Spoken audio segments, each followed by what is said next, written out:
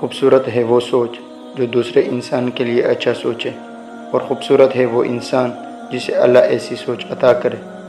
ہمارے من پسند شخص میں اتنی اہلیت تو ہونی چاہیے کہ وہ خود سے منسلک ہر شخص کے سامنے ہمارا مان رکھ سکے۔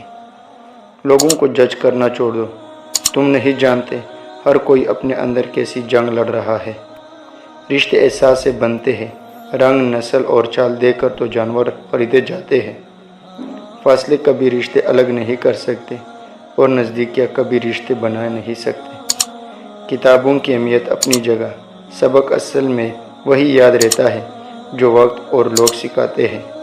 جب تک انسان دوسروں کی جگہ پکڑا نہ ہو تب تک اس سے پوری بات سمجھ نہیں آتی۔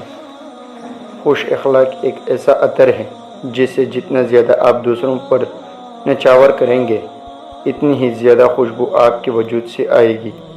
جب ہم یقین کر لیتے ہیں تو لوگ بدل جاتے ہیں۔ کسی سے اتنی محبت کریں جتنی وہ آپ سے کرتا ہے، کیونکہ بے حساب محبت ہی ذہنی بربادی کا باعث بنتی ہے۔ کچھ دن ایسے آتے ہیں جب ہم کسی کے بھی نہیں ہوتے، اپنے آپ کے بھی نہیں۔ رشتوں کو جوڑے رکھنے کے لیے کبھی اندھا، کبھی بہرا، تو کبھی گونگا ہونا پڑتا ہے۔ ہم وہیں تک اچھے ہوتے ہیں جہاں تک دوسروں کے معیار کے مطابق ہوتے ہیں۔ وہ معجزوں کا بادشاہ ہے، جب چاہے حالات بدل سکتا ہے۔ مرنا تو اس جہاں میں کوئی حادثہ نہیں، اس دور ناگوار میں جینا کمال ہے۔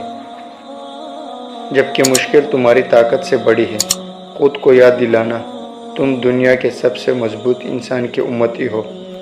تعلیم یافتہ تو ہر کوئی ہو جاتا ہے، پر شعور یافتہ کوئی بنتا ہے۔ بے فکر ہو جاؤ، اللہ پاک مخلص دلوں کے ساتھ کبھی ناانصافی نہیں کرتا۔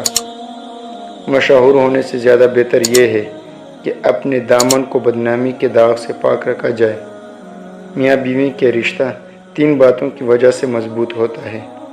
پہلی بات اعتبار، دوسری بات محبت، تیسری اور سب سے اہم بات احساس۔